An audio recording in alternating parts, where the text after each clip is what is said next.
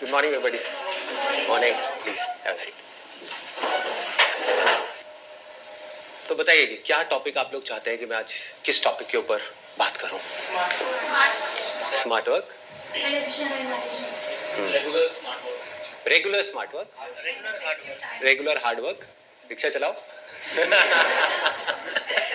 उससे हार्ड क्या होगा? और कुछ? Efficient time management. नहीं हो रहा टाइम मैनेज.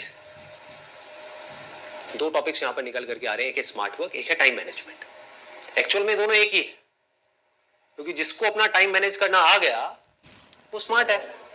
और स्मार्ट वर्क क्या है? अगर आपका टाइम ऐसी जगहों पे जा रहा है जहां पे नहीं जाना चाहिए, क्योंकि टाइम एक बार निकल गया तो गया. पहले आप टाइम को मारते हो. क्लियर हो रहा है ना? हम क्या करते हैं सुबह से रात तक? टाइम को मारते रहते हैं, मारते, फिर टाइम आपको मार देता है. चल बेटा, अब टाइम गया.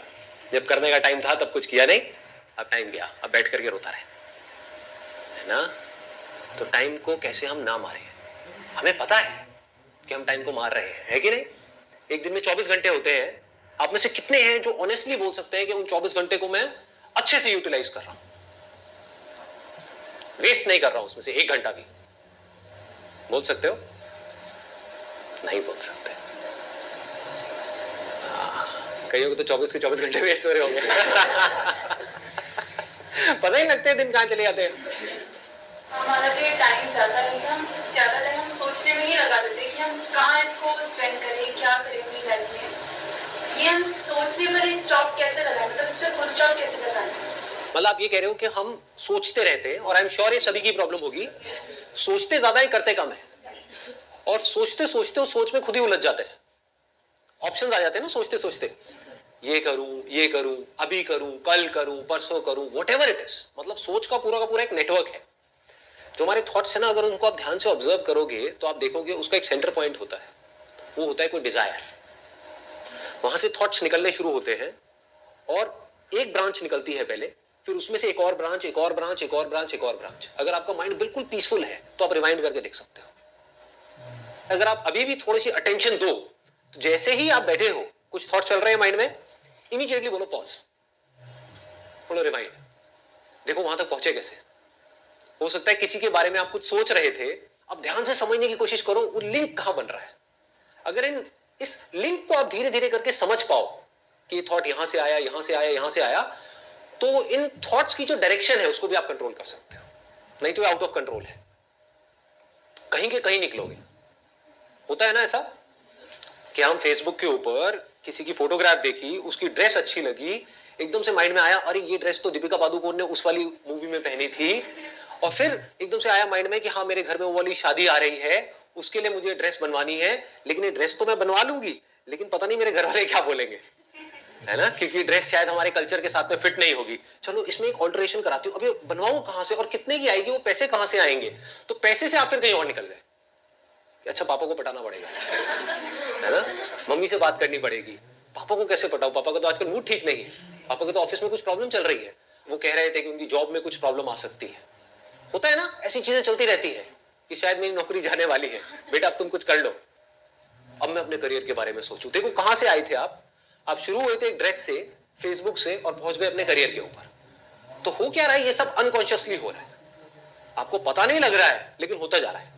सोचो अगर आपको पता लगने लग जाए, इफ यू नो दैट कि मैं यहां से शुरू हुई थी और यहां गई, और इमीडिएटली आप कहीं पर भी पॉज करो और पॉज करके इमीडिएटली अपने आप से एक क्वेश्चन पूछो, तो आपकी पूरी थॉट प्रोसेस जीरो हो जाएगी. क्या क्वेश्चन पूछना है कि मेरे लिए इस टाइम पे, कल नहीं, परसों नहीं, 1 साल बाद नहीं, 10 साल बाद नहीं, इस टाइम पे मेरे लिए सबसे इंपॉर्टेंट क्या है. माइंड में बड़ा खचड़ बचड़ मचा हुआ है, जो मचा ही रहता है. होता है ना, माइंड में कुछ भी चलता रहता है. किसी ने हमको जरा सा कुछ बोल दिया, उसी के बारे में 2 दिन तक सोचे जा रहे हैं, ऐसे क्यों बोला. होता है ना, घर वालों ने थोड़ा सा कुछ बोल दिया, सब कुछ सही चल रहा था, एकदम से कुछ बोला, उसके बाद में मन करता है छोड़ो घर को. सब बेकार है.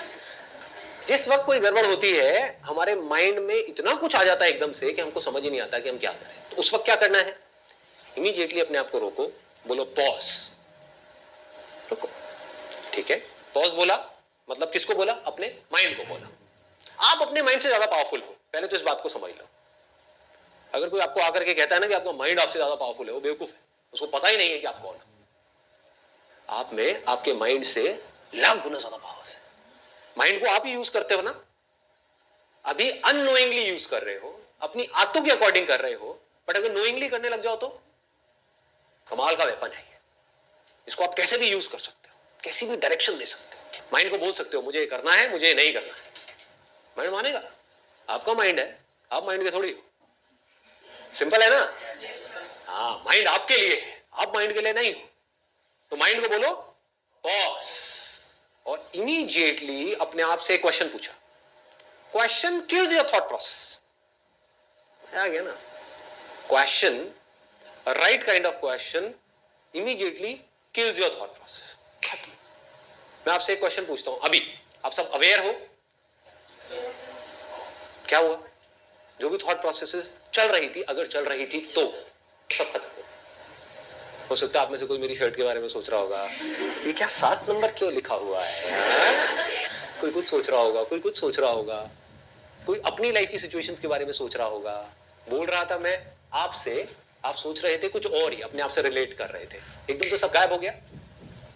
सिंपल सा क्वेश्चन है, आर यू अवेयर? क्या आप जागे हुए हो? कहां गए थॉट्स? माइंड जीरो हो गया। सिंपल हो गया ना। तो ऐसे ही आपने एक सही तरह का क्वेश्चन पूछा, आपने सही टाइम पे। ऐसे माइंड में खचड़ पचड़ हो रहा है, ठीक है घर में प्रॉब्लम है, किसके घर में नहीं है, ठीक है ना, लाइटली लिया, प्रॉब्लम हुई, इमीडिएटली अपने आपसे क्वेश्चन पूछा, इस मोमेंट में मेरे लिए सबसे इंपॉर्टेंट क्या है अभी? तो आपको इमीडिएटली जवाब मिलेगा, वो कुछ भी हो सकता है कि अभी इस मोमेंट में मेरे लिए सबसे इंपॉर्टेंट है, एग्जाम का टाइम चल रहा है, पढ़ना। मिल गया ना जवाब। एग्जाम में 2 महीने रह गए हैं, अभी तो मेरे लिए पढ़ना जरूरी है, अभी और कुछ भी इंपॉर्टेंट नहीं है। तो अब क्या किया, बार बार अपने आप को बोलना शुरू कर दिया, पढ़ा पढ़ा पढ़ा, पढ़ो पढ़ो पढ़ो पढ़ो पढ़ो। अब आप ये किसको इंस्ट्रक्शन दे रहे हो? अपने माइंड को। क्लियर हो गया ना। अपनी थॉट प्रोसेस जो बिखरी हुई है, सब तरफ बिखरी पड़ी है, उसको एक डायरेक्शन दे रहे हो। माइंड कभी कह रहा है ये देखो, वो देखो, उससे बात करो, ये करो, वो भी देखो, छोड़ो सो जाते हैं, 1-2 लगा लेते हैं, चल छुट्टा मार के आते हैं, व्हाटएवर इट इज। माइंड तो कहीं का कहीं जा रहा है ना। आप माइंड को बार बार क्या बोल रहे हो? पढ़ पढ़ पढ़ पढ़ पढ़ो पढ़ो पढ़ो, इस टाइम पे पढ़ना, इस टाइम पे पढ़ना, इस टाइम पे पढ़ना। 2 महीने रह गए, पढ़, पढ़ता रहे पढ़ता रहे पढ़ता रहे पढ़ता रहे। और क्या करोगे इस मोमेंट में? तो और कुछ ज्यादा इंपॉर्टेंट नहीं है ना। सिर्फ 1 महीना रहेगा एग्जाम में, इस टाइम तो और क्या ज्यादा इंपॉर्टेंट है? होगा नहीं होगा ये इंपॉर्टेंट है, वो आपके हाथ में है, वो आपके पढ़ने के हाथ में है। ठीक है ना। आपके सोचने से क्या होगा? सोचते रहो बैठे बैठे, मेरा हो गया तो मैं ये करूंगा, मुंगेरी लाल के हसीन सफरे, नहीं हुआ तो मैं क्या करूंगा। क्या है ये दोनों ही चीजें कॉमेडी है, इसको लाइटली लो। इंपॉर्टेंट क्या है इस मूवमेंट में? मेरे लिए सबसे इंपॉर्टेंट क्या है? पढ़ना। पढ़ो। सुबह सुबह उठे, अगले दिन 1 दिन पहले रात को घर में कोई तमाशा हो गया, पापा मम्मी की लड़ाई हो गई, नॉर्मल है, हर घर में होती है। या आपको अच्छे से किसी ने सुना दिया, या आपने अपनी फोटो डाली फेसबुक के ऊपर, उसमें कोई लाइक नहीं आया उन लोगों ने भी लाइक नहीं किया जिनकी फोटो आप पिछले 2 साल से लाइक कर रहे हैं। बेकार बेकार में कुत्ते की फोटो भी लाइक कर रहे हैं, उन्होंने आपकी फोटो भी लाइक नहीं करी। मतलब आपकी सेल्फी उनके कुत्ते की सेल्फी से नहीं गुजरी है। समझ रहे हो? तो ऐसे थॉट माइंड में चल रहे हैं, यार ये कितना घटिया इंसान है। तो सुबह उठे, यही थॉट माइंड में चल रहा है, इस थॉट प्रोसेस को किल करना है। क्या पूछा अपने आप से? इस मोमेंट में, अभी 1 घंटे बाद नहीं, मेरे लिए सबसे इंपॉर्टेंट क्या है? सुबह का टाइम है, कभी भूल जाओ तो एक चार्ट लिख करके लगा दो कि मेरे दिन का ये शेड्यूल है, इसको टाइम मैनेजमेंट बोलते हैं। अगर कंफ्यूजन हो, जब थॉट्स में ज्यादा ही खो जाओ, तो अपने आप से सवाल पूछो, इस मोमेंट में मेरे लिए सबसे ज्यादा इंपॉर्टेंट क्या है? हम भूल भी जाते हैं, तो इमीडिएटली अपने उस चार्ट को देखो, उसमें लिखा होगा ये टाइम है सुबह 7 बजे से 8 बजे का, यानी कि एक्सरसाइज। ऐसे ही हर चीज में आपको क्लियर होना चाहिए। जिस टाइम पे खाना खा रहे हो, ब्रेकफास्ट करते हो, लंच करते हो, डिनर करते हो, सब करते हैं, उस टाइम पे सबसे इंपॉर्टेंट क्या है? आपका ध्यान टीवी में होना चाहिए, आपका ध्यान कुछ सोचने में होना चाहिए, खाने में होना चाहिए? ऐसा होता है? नहीं होता, कभी नहीं होता। कहां होता है ध्यान? कहीं और ही होता है। खा रहे होते हैं, ध्यान कहीं और होता है। तो उस टाइम पे क्या करना है?